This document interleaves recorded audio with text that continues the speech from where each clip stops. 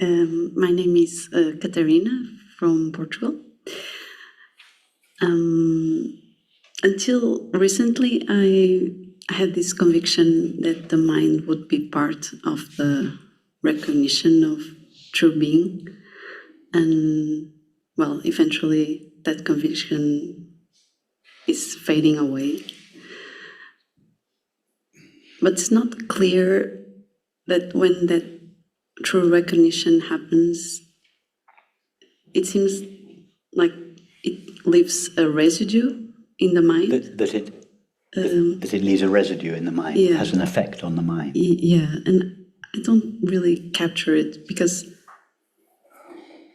having that recognition, we can talk about it afterwards.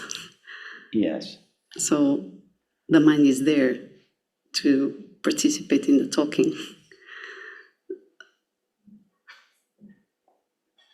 So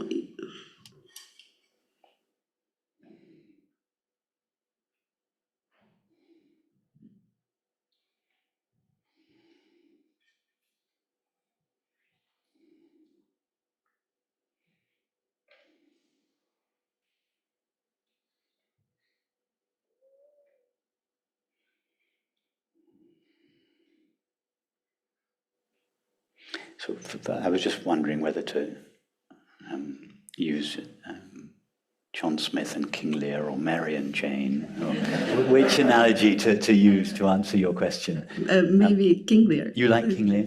Okay. Okay. We'll briefly bring John Smith and King Lear out of retirement. Anyone here not familiar with the John Smith King Lear analogy? Okay, good. That's the good thing about using these same analogies over and over and over again, is that all the community, they're just kind of regular household names in the community. I don't need to explain them each time. So, yes, first, you've understood that the finite mind, that the recognition of our true nature doesn't take place in the finite mind in the same way that the recognition, I am John Smith, doesn't take place in King Lear. King Lear doesn't have the recognition, I am John Smith. John Smith has the recognition, I am John Smith. So the finite mind doesn't have the recognition, I am awareness. Awareness has the recognition, I am awareness. Awareness is that which knows. Awareness knows itself. But awareness, in the absence of the finite mind, cannot think or speak or perceive because it's just pure awareness.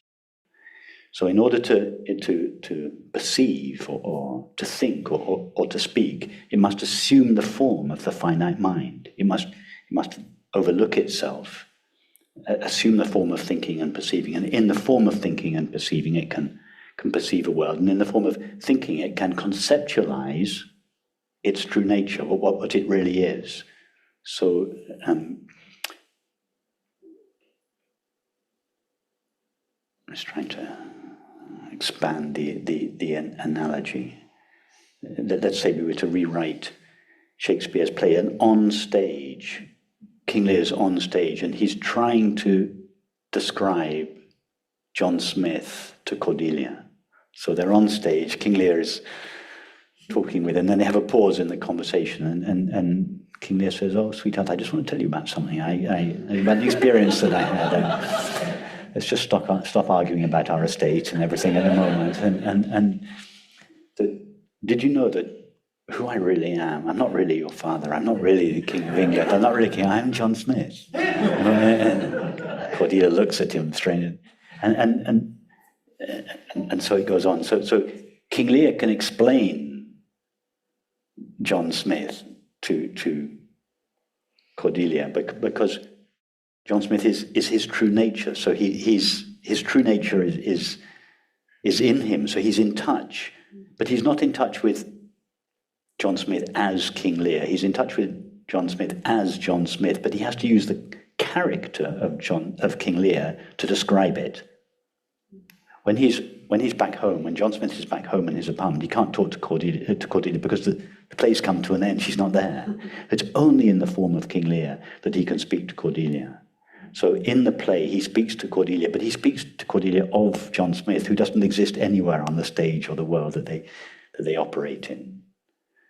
So the mind can speak of its essence because it is essentially its essence. Its essence is not something separate. John Smith is not separate from King Lear. If John Smith was separate from King Lear would know nothing about him, but King Lear is John Smith with a set of thoughts and costumes attached. There's a set of thoughts and actions and costumes attached to him. So the essence of King Lear is John Smith, and therefore King Lear can speak of his essence to Cordelia. He can speak about John Smith to Cordelia. Of course, it's difficult for him to explain. It's difficult for King Lear to explain to Cordelia about John Smith because John Smith is nowhere to be found on stage. It doesn't exist in their world. And yet he's trying to persuade Cordelia that John Smith is his very own being. And at the same time, he's saying, but my being doesn't exist anywhere on this stage. And Cordelia looks at him and says, are you crazy? You're King Lear. You're my father. So King Lear has this impossible task of trying to persuade, trying to explain to Cordelia that who he really is not to be found in the time and space in which the play seems to be taking place. So he uses metaphors and analogies and reasoning and all these means. So yes, King Lear has to do the communicating, but it's John Smith that knows I am John Smith. Am I answering your question? Completely. Yeah. Thank you Good, so much. good. Okay. Okay. King Lear and John Smith can go back into retirement now.